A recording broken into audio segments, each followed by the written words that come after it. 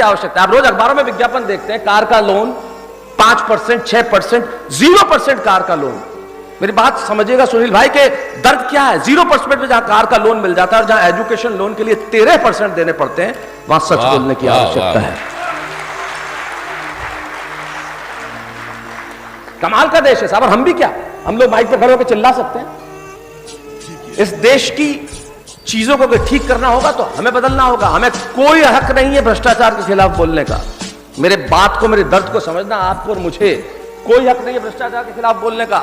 मेरी बात को समझे तो कहना कि भीतर पीड़ा क्या है।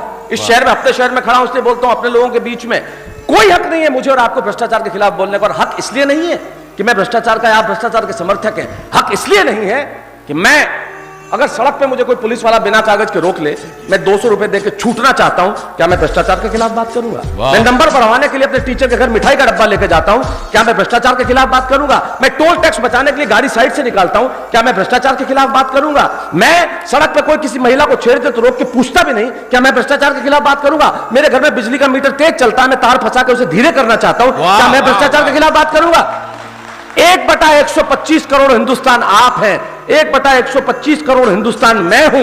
आप अपना भ्रष्टाचार समाप्त कीजिए, मैं अपना भ्रष्टाचार समाप्त करता हूं, मुल्क का भ्रष्टाचार तब कहीं जाकर समाप्त होगा।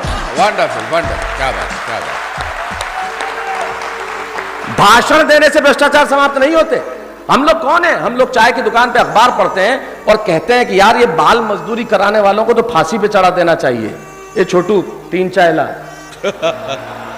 वाह वाह, ये हमारा सच है। तब पंडित गोविंद व्यास की सिर्फ एक पंक्ति कि फुर्सत तो मुझे भी थी बहुत देश के लिए, जब पेट भर गया तो मुझे नींद आ गई। वाह,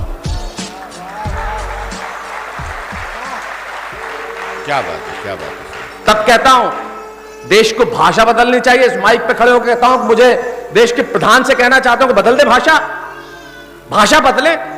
कब तक ये देश स्वीकार करता रहेगा कि इस देश की सड़कों पे हर कोई आतंकवादी आके हमला करके चला जाए और ये देश मौन खड़ा देखता रहे? 130 करोड़ लोगों का देश, कोई पड़ोसी मुल्क से आए और हम पे हमला करके चला जाए और ये देश देखता रहे? तब कहता हूं मारवाड़ का बेटा बनकर अगर आपको लगे कि हिंदुस्तान को यह भाषा बोलनी चाहिए, मेरा रस नहीं है, मेरा विषय नहीं है, आदरणीय जगदीश जी को समर्पित करता हूं। 30 सितंबर 1980 मेरा पहला कवि सम्मेलन, उस दिन इन्होंने पहली बार कविता, 38 वर्ष मुझे मंच पे हो गए, इतना सा था तब से मैं आया, तब ये 4 पंक्तियां समर्पित करता हूं। आपको लगे कि देश की भाषा ये होनी चाहिए, तब कहता हूं कि सच है, इरादे हमारे विध्वंसक नहीं है, हमने आज तक कभी तोड़फोड़ नहीं की।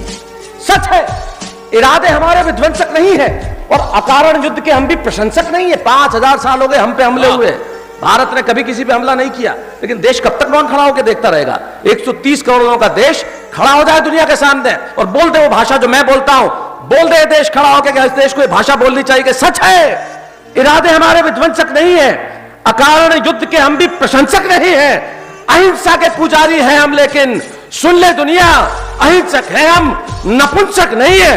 वाह वाह वाह शैलेश भाई, क्या बात है, क्या बात है, क्या बात है शैलेश, वाह वाह।